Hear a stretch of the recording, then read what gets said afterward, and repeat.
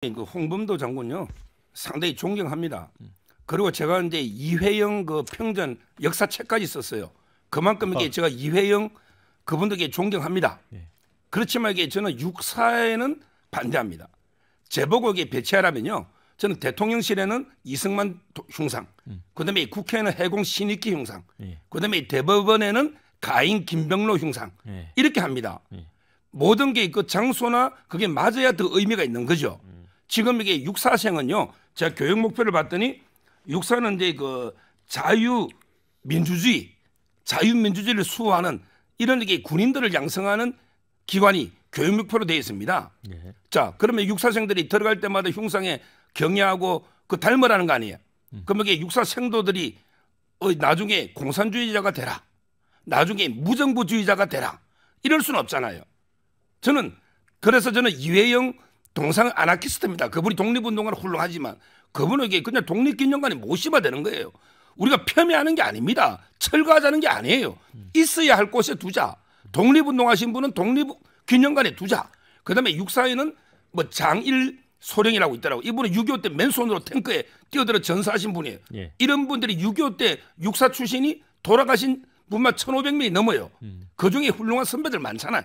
이런 분들 좀 흉상을 두자. 이런 이게 배치의 문제지. 이걸 홍범도 장군을 뭐 비하하거나 이회영 이분을 비하하는 게 전혀 아니다는 거, 이 말씀 드립니다. 우선 처음에 이게 홍범도 장군을 비롯해서 5분의 흉상을 전부 철거한다라고 해서 논란이 됐던 거예요. 그래서 그렇죠. 보수 진영 안에서 대표적인 뭐 보수 언론인으로 알려진 조갑재 씨 같은 경우에도 아니 홍범도 장군은 그렇다 치더라도 초대 국방장관이 이범석 장군, 그다음에 이회영 선생 이런 분들 동상은 왜 없애는 거냐, 이제 이런 비판이 있었어요. 그러니까 나중에는 내부는 놔두고 홍범도 장군만 한다. 그 독립기념관으로 모시는데 수장고로 간다는 거예요. 그러니까 저 광복회장이 뭐라 그러냐면 차라리 그럴 거면 그냥 부셔라. 에?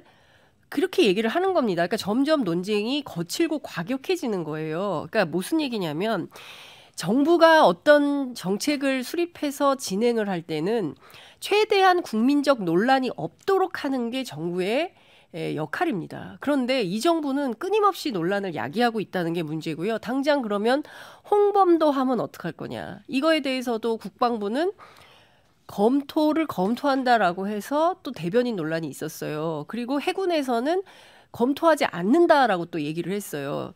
그리고 해군에서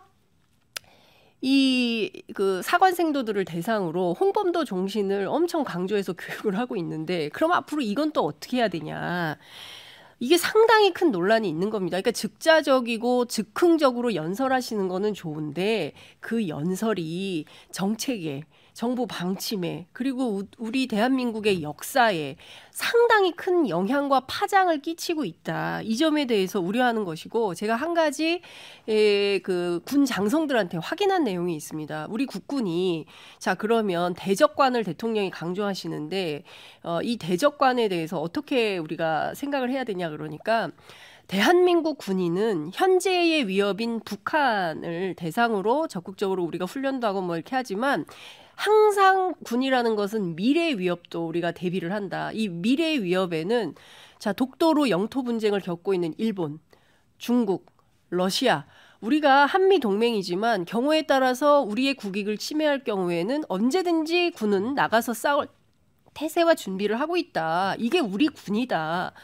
근데 계속 공산당만 얘기를 하고 있는 거예요. 공산당 말고 다른 적들이 있을 수도 있다니까요. 그럼 거기에 우리 군은 현재의 위협과 미래의 위협에 동시에 대응을 하는 게 맞고 그렇게 준비를 해오고 있는데 왜 이렇게 하는지 납득하기 어렵다라는 얘기를 하고 있습니다. 역사적 인물에 대해서는 대부분의 사람들이 공과 가가 있습니다. 그렇기 때문에 많은 국민들이 알고 있는 것은 홍범도 장군 하면은 독립운동에 기여한 바, 그 공이 큽니다. 그렇기 때문에 육사에 있는 이 흉상을 옮겨야 되냐? 굳이 옮겨야 되냐? 이런 의문은 가지고 있습니다. 저도 그래서 이 홍범도 장군 부분은 길게 뭐 저희가 논란을 가져가서는 안 된다고 생각하고 오히려 같은 선상에서 지금 계속적으로 문제가 되고 있는 이 정율성 기념공원 이 문제나 지금 대적관 얘기가 나왔는데요. 이 대적관 같은 경우에는 사실 불분명한 것보다는 저는 명확한 게 좋다고 생각합니다. 예전에 지난 이제 문재인 대통령 그 제가 예시 하나 들어드리면 당시 이제 수백만이 보는 국민적 토론 앞에서도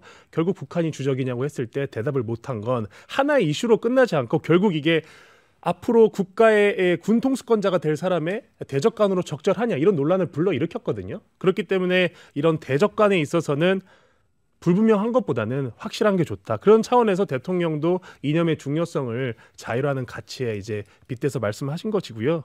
결국은 잘 모르겠습니다. 이게 항상 정부가 바뀔 때마다 이런 이념 논쟁, 사상 논쟁이 있는데 국민들 입장에서는 이념 논쟁의 이 한도는 국민한테 어떤 도움이 될 때, 국민의 삶에 어떤 연관성이 있을 때 이렇게 판단하고 평가하는 것이지 다소 불필요하게 이 이념 논쟁에 많은 시간을 이렇게 투입해서 이렇게 대립하고 논란을 일으키는 것은 국민적인 시각에서는 호응을 많이 얻지 못하는 그런 모습이라고 생각합니다. 네. 지금 그 논쟁과 논란을 일으키신 분이 결국에 지금 누군가 했더니 대통령이셨어요. 대통령 본인이 그렇게 말씀을 하신 걸 보니까 이 논란을 왜 이렇게 키우느냐. 그러니까 결국에 그거는 우리 그 국군의 역사에서 항일투쟁의 역사는 지우겠다는 거예요.